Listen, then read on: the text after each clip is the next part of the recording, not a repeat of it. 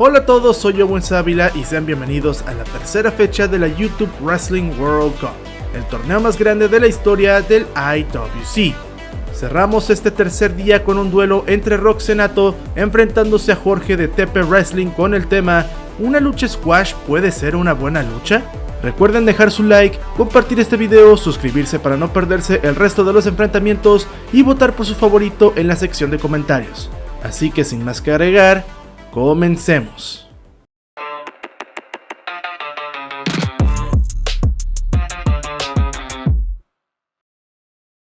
Cuando hablamos de que si una lucha squash puede ser buena, la respuesta que te sale rápido es decir que no.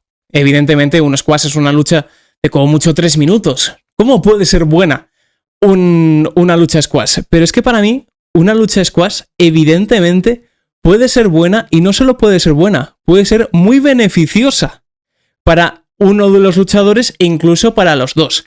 Me explico. Al final, una lucha squash, como yo la entiendo, es una lucha donde un luchador, uno de las dos superestrellas, queda muy por encima de la otra. Entonces, hay que entender el wrestling como parte de una historia.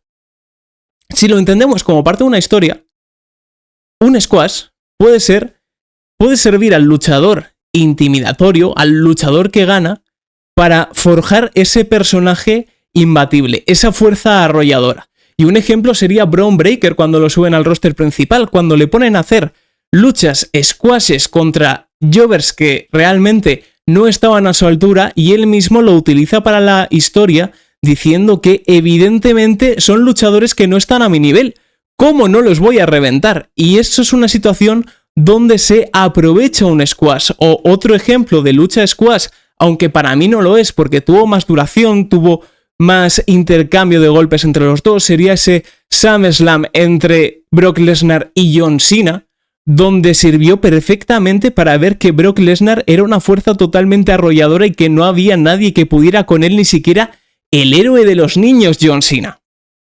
Entonces, si nos ponemos desde esa parte, evidentemente ayuda al que gana la lucha a construir un personaje, o puede ayudar muy bien al que gana la lucha a construir un personaje totalmente poderoso, y eso servir para la historia, que al final en el wrestling es algo que importa casi tanto como la técnica.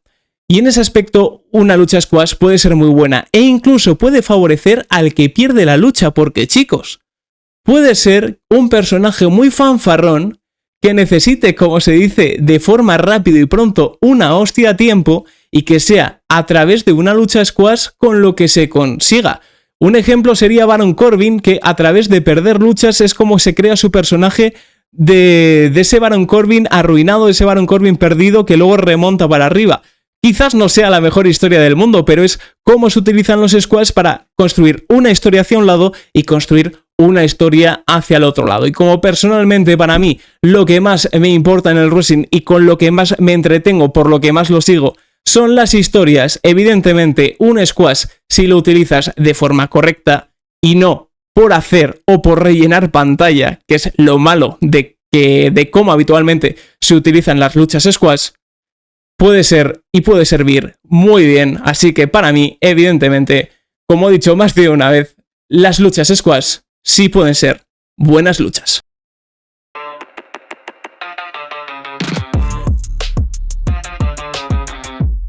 Hola, muy buenas, mi nombre es Rox y hoy voy a comentar si una lucha squash puede ser una buena lucha.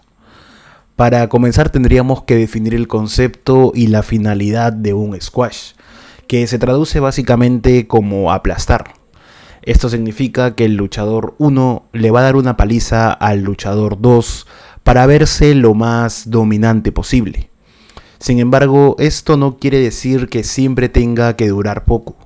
La finalidad principal es hacer lucir al luchador 1, por lo que para la empresa un buen squash es aquel en el que el luchador que quieren empujar se vea lo mejor posible.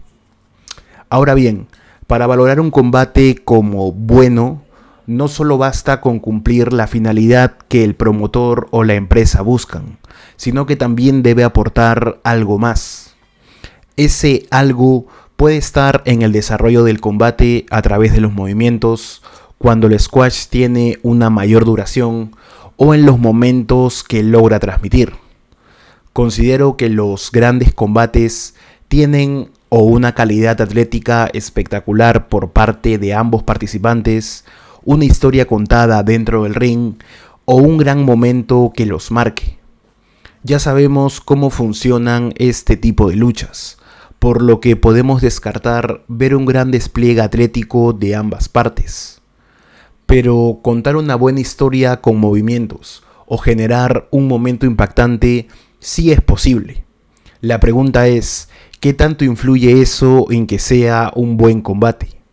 Ejemplos como estos son Cena contra Undertaker en WrestleMania o el tan conocido Lesnar contra Cena en SummerSlam, que sin ser luchas espectaculares logran contar una historia a través del combate, lo cual para mí es la verdadera finalidad de una lucha de wrestling profesional.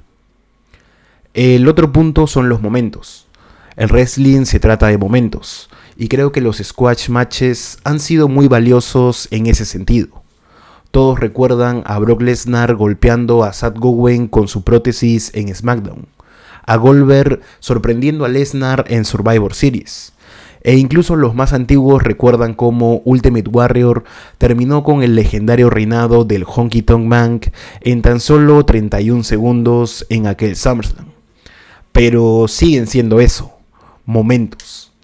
La conclusión a la que quiero llegar es que los squashes, aunque no son indispensables, sí son necesarios, tanto como para presentar nuevo talento, acumular victorias rápidas y sobre todo para crear momentos. Sin embargo, aunque te lo puedas pasar bien viendo cómo le pegan una paliza a alguien en un combate justamente estructurado para eso, o vivas un momento memorable luego de que alguien venza de forma tan dominante a un rival inesperadamente, no dejan de ser combates con un nivel medio-bajo, donde solo se recuerda al ganador o el momento que éste generó. Y eso es lo que hace que justamente un squash no pueda ser un gran combate. Una historia basada en solo ver a alguien dominar a otro no es lo más atractivo del mundo. Y si lo único que recuerdas de toda una lucha es tan solo un momento, quizás es porque no fue tan buena. Quiero concluir esto diciendo que nadie tiene dentro de sus valoraciones históricas personales, ni los que ves en distintos tops que se publican sobre las mejores luchas, un squash match. Esto ha sido todo por hoy y ha llegado la hora de las votaciones. En este momento se estarán presentando las votaciones de los jueces, pero ustedes pueden cambiar el resultado final votando por su favorito en la caja de comentarios. Les recuerdo que ustedes tienen un 25% de poder para elegir el ganador de este debate y que las votaciones se cierran en 24 horas. Recuerden estar al pendiente de todo lo que falta de la primera ronda de la YouTube Wrestling World Cup, que todavía hay más cosas por ver. Muchas gracias y nos vemos mañana para la cuarta fecha.